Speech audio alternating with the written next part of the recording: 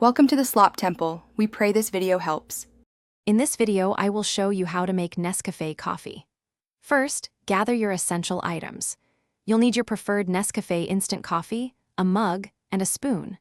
Also, ensure you have hot water ready. The ideal temperature for brewing is between 175 and 185 degrees Fahrenheit, which helps dissolve the granules perfectly and brings out the best flavor. Now, let's combine the ingredients. Start by adding 1 to 2 teaspoons of Nescafe instant coffee granules into your mug. Next, carefully pour about 6 to 8 ounces of your hot water over the coffee. Use your spoon to stir the mixture thoroughly. Continue stirring until all the coffee granules have completely dissolved, creating a smooth, rich base for your drink. This is where you can truly make your Nescafe coffee your own. If you prefer a creamier texture, add a splash of milk or cream to taste. For those who enjoy a sweeter drink, stir in some sugar or your favorite sweetener. You can also adjust the strength.